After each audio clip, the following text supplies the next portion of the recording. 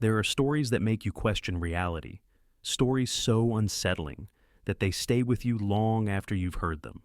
Tonight we dive into one of the strangest cases in history, the case of the Tromp family and the boy in the box. Stories filled with mystery, unanswered questions, and a truth that may never fully be uncovered.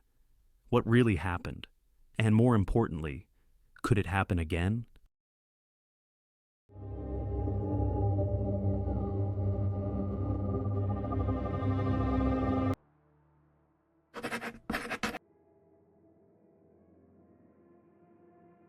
Imagine waking up one day and feeling like something is after you, something unseen, something you can't escape. August 29th, 2016. The Tromp family was never the kind to make headlines. They were farmers, hardworking and quiet, living in Sylvan, Victoria. But that morning, something changed. They ran. They left behind everything: their phones, passports, credit cards. They drove for hours without a clear destination. And by the end of the week, the entire family was missing. What made an ordinary family flee their home as if they were being hunted? And more importantly, were they? The Tromps were well off. Mark, the father, ran a berry farm with his wife, Jacoba. Their 3 adult children, Mitchell, Ella, and Rihanna, lived with them. They weren't struggling financially. They had no criminal history, no known enemies. But in the weeks leading up to their disappearance, Mark had become paranoid. He told his family that they were being watched, that they had to leave.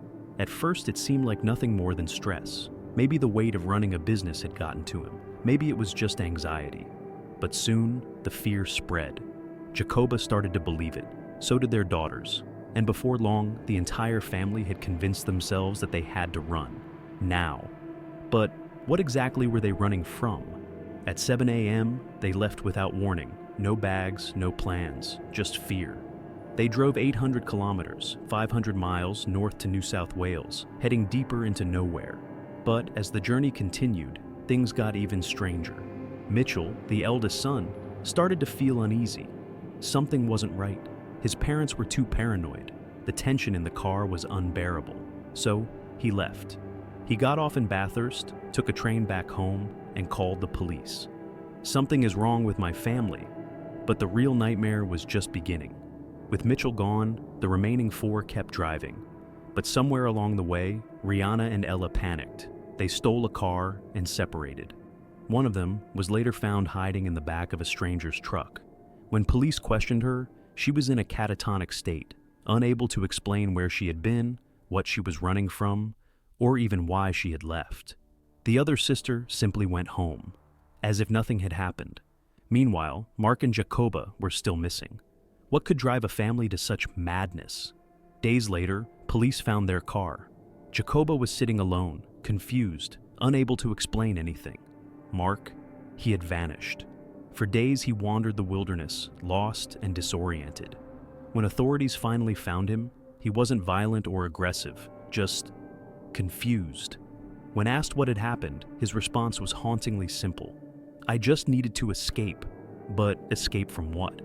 One explanation is folie à deux, a rare psychological disorder where delusions are shared between multiple people. Mark's paranoia spread like a virus. He believed someone was after them, and that fear infected his wife, then his daughters, then his son, until the entire family was convinced they were being hunted. Experts believe stress, isolation, and paranoia may have created the perfect storm. The family fed off each other's fear, and before they knew it, reality had warped. They were no longer running from something real. They were running from a nightmare of their own making. But some people aren't convinced. Some believe there's more to the story. What if they were being followed? What if Mark discovered something he wasn't supposed to? What if their paranoia wasn't just paranoia? One strange detail stands out. Even after being found, the family never fully explained what happened. Their statements were vague, incomplete, almost as if they didn't want to remember. Or worse, what if someone told them not to? The Tromp family eventually returned home. No one was charged, no crime was committed, and yet, the mystery remains. What could make an entire family flee in terror, abandon their lives, and descend into madness? What do you think? Was it paranoia or something else?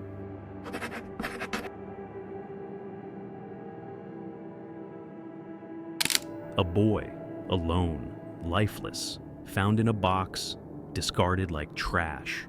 In February 1957, a young boy's body was discovered inside a cardboard box in Philadelphia. No name, no missing person report, no clues. For over 60 years, the question remained unanswered. Who was the boy in the box? And more importantly, who put him there? It was a bitterly cold afternoon on February 25, 1957, when a young man walking through the woods of Fox Chase, Philadelphia, stumbled upon something strange. A cardboard box lying in the brush, partially open. Inside, the small, frail body of a boy. He was around 4 to 6 years old, wrapped in a cheap flannel blanket.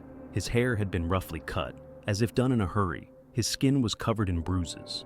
But there was no cry for help, no sign of who he was. Authorities were baffled. Who was this child? Why was he abandoned? And most disturbingly, why didn't anyone come forward? The police combed through missing children reports, but found nothing. The boy's fingerprints were taken, his dental records were checked, but there was no match. They released posters of his face across the country, hoping someone would recognize him. But no one ever did. With no identity and no witnesses, the case should have gone cold. But then, the police discovered something even stranger. A woman came forward with a tip. She led police to a nearby foster home, not far from where the body was found. Inside, investigators found a bassinet, one eerily similar to the one that was once sold inside the very same box the boy was found in. And next to it, a blanket, just like the one wrapped around the boy's body. It was a chilling connection, but was it proof of something sinister? The owner of the home denied any involvement. There was no solid evidence linking him to the case. And just like that, the lead went nowhere. But then came another, even darker theory. In 2002, a woman known only as Martha came forward. She claimed her mother had bought the boy. According to Martha, her abusive mother had taken the child, beaten him, starved him, and eventually killed him before dumping his body in the woods. She described chilling details that had never been made public, details that only the killer could know. But was she telling the truth? Or was she just another attention seeker trying to insert herself into history? Police couldn't verify her claims. And without physical evidence, her story became just another dead end. The case was still unsolved, but in 2022, a breakthrough changed everything. After 65 years, science finally caught up with the mystery. In 2022, forensic genealogists used advanced DNA technology to uncover the boy's identity. His name was Joseph Augustus Zarelli. He had a family, a bloodline, a place in history. But even with his name revealed, one question still haunts investigators. Who killed him? Even with his identity restored, the case remains unsolved. Some believe he was a victim of trafficking. Others suspect a family cover-up. His parents were identified, but both had passed away. And, strangely enough, his relatives refused to claim him. Why? Were they hiding something? Or were they just afraid of what they might find? Joseph Augustus Zarelli finally has his name back. But the truth, that's still missing.